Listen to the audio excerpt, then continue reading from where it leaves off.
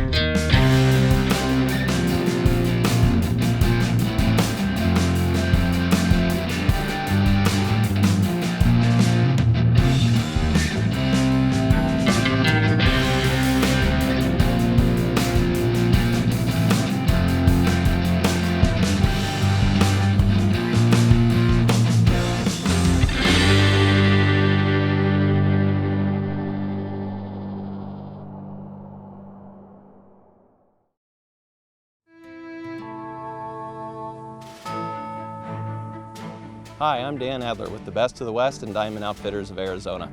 You know, if I was at my house and I'd come across an SD card and I wasn't really sure which trail camera it came from, it wouldn't take me long scrolling through pictures of mule deer, mountain lion, illegal immigrants, and my favorite Coues white-tailed deer to know that that trail camera was from southern Arizona.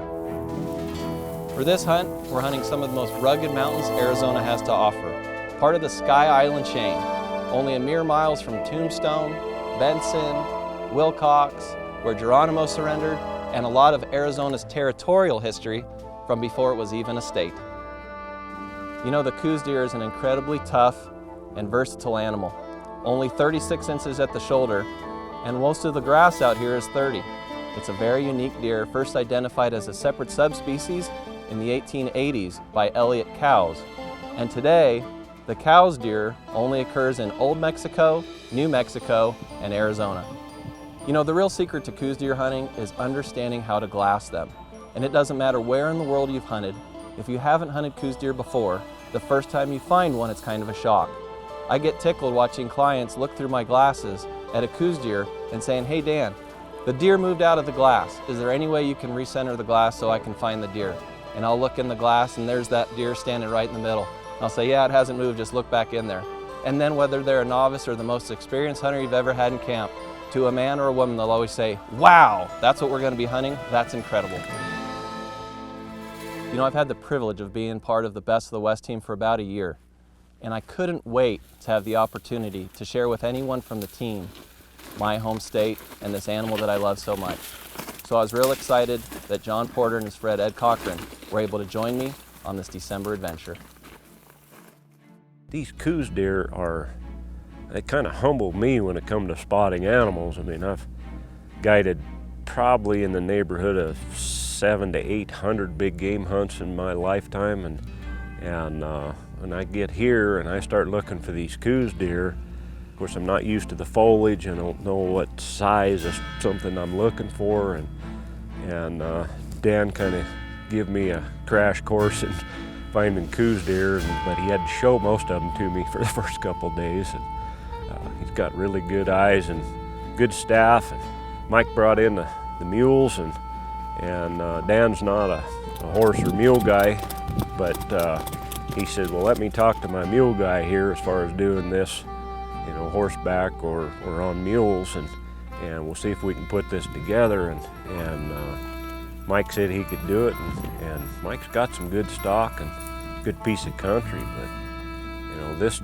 spotting these Coues deer for me was just it was an education.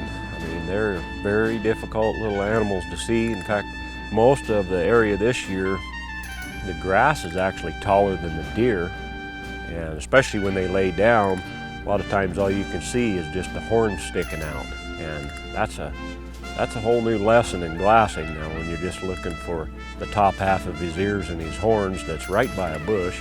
So it can be pretty difficult. It's pretty humbling for me. The Best of the West is brought to you by Nosler Up Front, Sportier, Gunbroker.com, Huskama Long Range Optics, the Wild Sheep Foundation, and by LongRangeStore.com.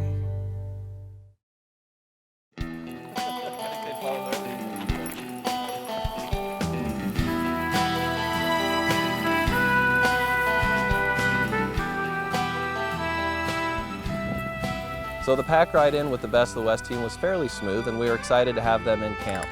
And come morning light, we were excited to head up the mountain to see how these Wyoming boys would handle my Arizona mountains.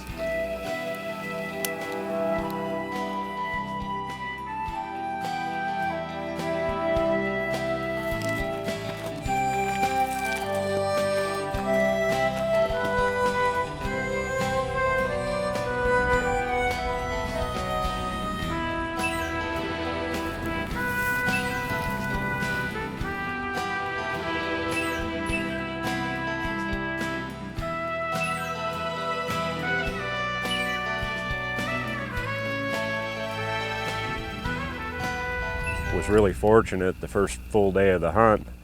Dan was able to spot a really good buck, and I don't know if I would have spotted that buck given hours to look over that hillside, because you know Dan's really good at what he does, and running those big 15 power binoculars, you know, he's good with them. He can see things that I was not used to picking out. And the first thing I'm always looking for is a good shooting position, and I could see here there's the wrong slope for a right-handed shooter, can't get stacked in behind the gun right, and so I decided to just make a left-handed position work. Now I practice this a little bit, just enough to where I can make it work. It's unnatural for me, so I try to really consciously look at the level on the gun, make sure I'm not canting the gun over, and just rely on the basics to make a good shot. And what I used for a gauge there was, I told Dan, I said, well, I can hold inside that deer's ear at, I don't know, somewhere between 688 and 693 is the different ranges we had there. But, you know, I had a good hold, and knowing that I could squeeze through that, I figured I could make it work. We ended up sitting there for about 2 hours, I would say. And finally Dan says, the deer's up, the deer's up.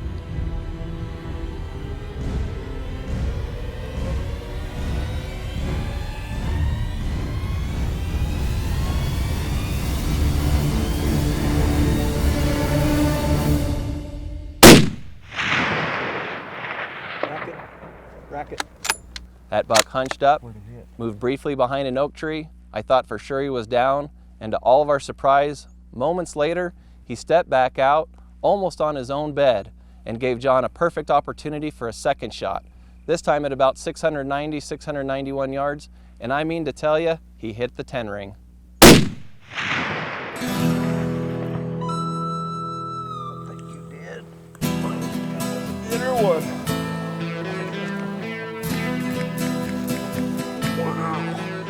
Whew. Laid there for a while on that one.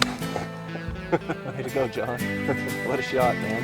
Yeah, man. Well, we laid here for, I don't know, 2 hours. Yeah, about 2 hours. Coues deer time.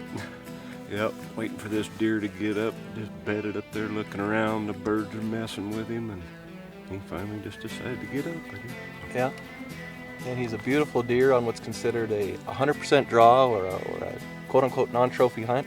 But I tell you what, that is one of the largest Coues deer bucks I've seen in this canyon in probably 10 or 12 years.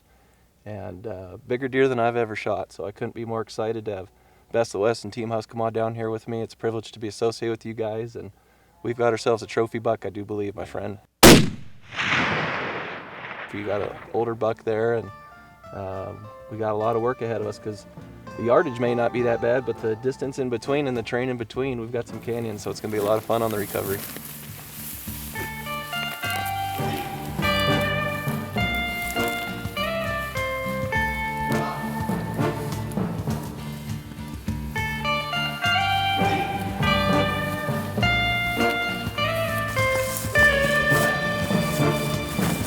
Man, that is a cool little deer.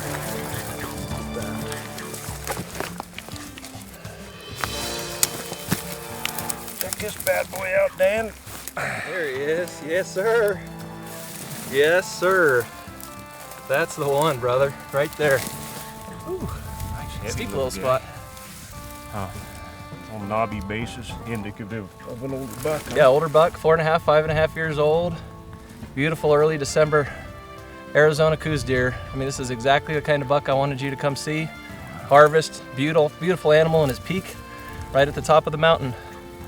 Glassed him up at yardage and got the deal done. That left-handed shot, we just couldn't get the angle, and John, being the proficient marksman he is, he was able to get himself positioned for a left-handed shot at just about 690 yards. I mean, you got to get out there and practice with your equipment, but by golly, it works when you do it right. Great job. Way to go, my friend. Thanks, bud.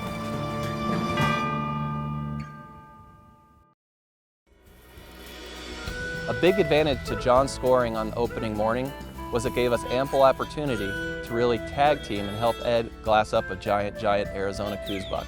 And that's exactly what we did. We reorganized our manpower, split up on several different ridges, and it was game on with all eyes focused on Ed and his buck of a lifetime. These little deer, man, they're hard to find.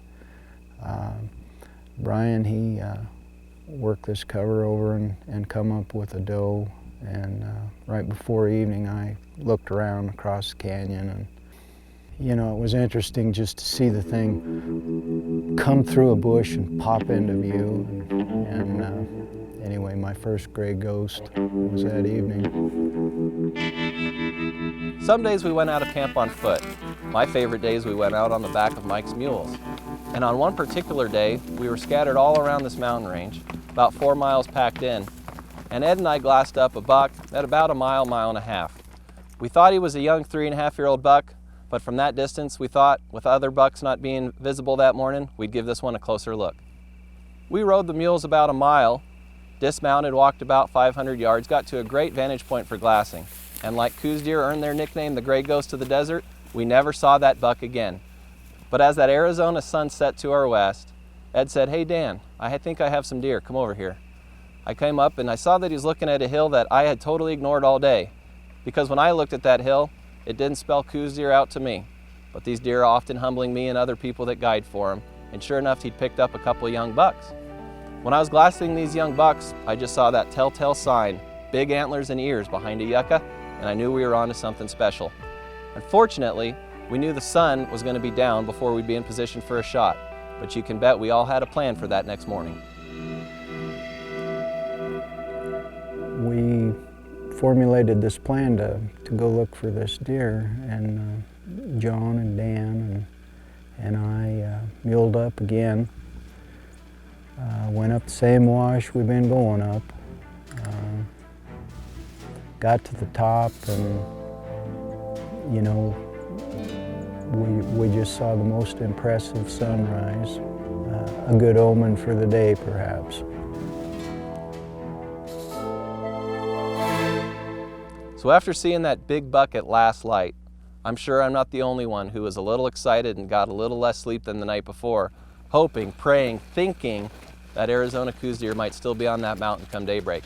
Because quite frankly, if he was on the other side of the hill, it would be a 3-hour walk just to start our glassing effort on top of a 2-hour mule ride. After we got in position, we got to our first vantage point, and we were fortunate to pick up all 3 bucks only 200 yards from where they were the night before. As typical with Coues deer, I was worried about them getting out of sight while we maneuvered for a shot. So I volunteered to stay up on top, keep glass on the biggest buck, while Ed, John, and Terrence moved into shooting position. We actually walked across the open, was the only way to get there, across this open until we got to about 700 yards, and then I cut down this draw kind of out of sight, and I found a really good position for Ed. And Ed's like, "Well, I'm gonna shoot standing," and I said, "Well, just try this." And he lays up against this rock, and it's just like a bench, only you're standing behind it instead of sitting behind it.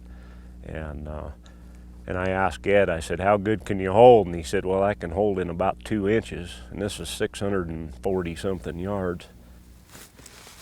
We end up coming down this wash quite a ways. We've got a good position here. I was looking for this type of position with all these big boulders around. He's standing here, elbow rested against this rock. He's got his hand in against here, well supported in the front end. That's a really good solid position.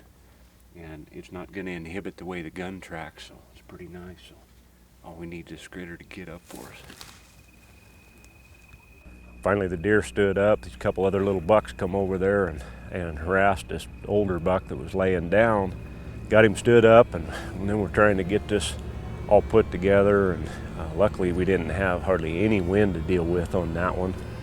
What little bit of wind there was pretty much down valley right at her back, so that made that part of it pretty easy. But Ed said he hit that deer within about 2 inches of where he was holding. Made a really good shot on that buck. Nice! Beautiful, Ed. Beautiful, buddy. Worked the bolt this one for fun, but it hit him right at the... Diamond Outfitters of Arizona specializes in trophy hunting for elk, Coues deer, mountain lion, mule deer, and more. To book your hunt, call us at 520-730-8147 or on the web at azdiamondoutfitters.com. For more information on the products featured on today's show, please visit us online at longrangestore.com or call 1-866-754-7618. Had a really good rest over rock, had an excellent broadside shot and felt good and sent it.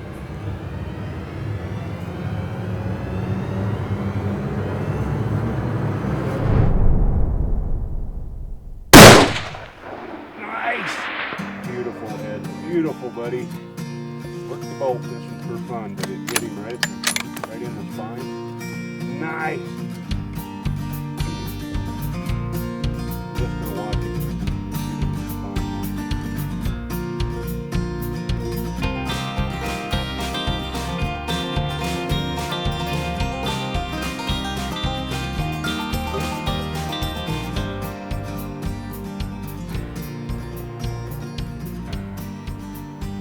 Beautiful. How we doing now, buddy?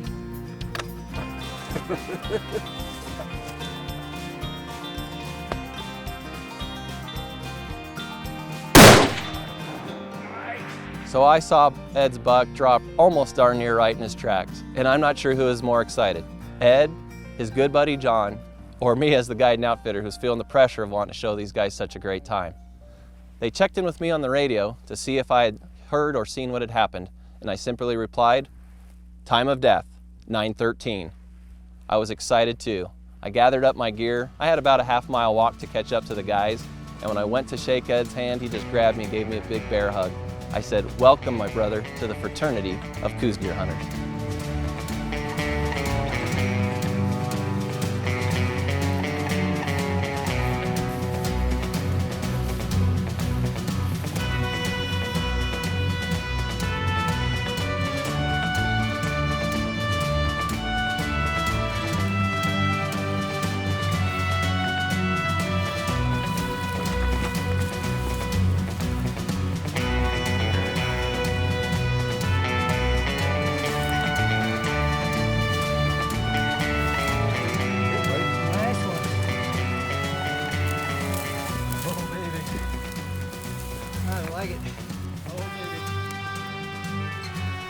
Shot that 26 nozzle put on him. Holy cow. One and done, buddy. One and done. Good job, man. Whew. That's a nice buck. That is a giant. Finally got my my little gray ghost there. Nice buck. Just a great hunt. I don't know what else to say. It was a real happy ending. Well, all in all, this was a great hunt and a great experience. Get to see different country, different animals, different ways of hunting, different ways of glassing. I learned a lot from Dan and Brian on this hunt.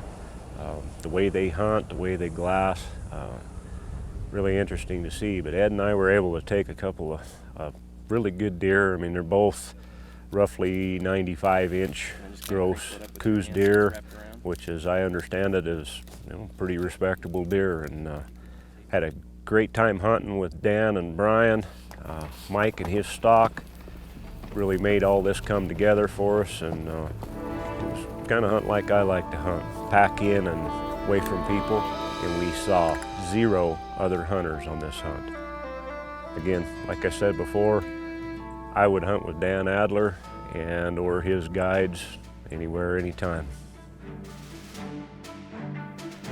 Great Ghosts of the Desert, they definitely earn their name, and there's a special place in the heart of those that guide and hunt for them, and you, both of you gentlemen, are now part of that distinguished fraternity, and that's a big deal. You know, these deer to me are what bighorn sheep are to you and your legacy. These are my legacy and my family, and it's a big deal to me to not only bring you guys in here, but to have this kind of success. You know, we wanted you to at least get representative deer, and both of you harvested very, very mature bucks. This is probably a book buck, maybe covers book easily. And John's is a beautiful 4.5, 5.5-year-old buck as well. So two of the best deer we've ever taken out of here, and two of the best bucks we've taken all season. So just a really great hunt. With the exception of one day, we had great weather, and even the bad day wasn't horrible, but you guys killed the two biggest bucks we've seen all week, so just perfect shooting. It's very special in my heart and will never come out on TV. Just what a big deal it was to be able to bring Diamond Outfitters of Arizona and the Best of the West team into one camp for one incredible hunt. It's very special. I know I'll never forget it, and I hope John and Ed never forget it as well. I'm sure they won't.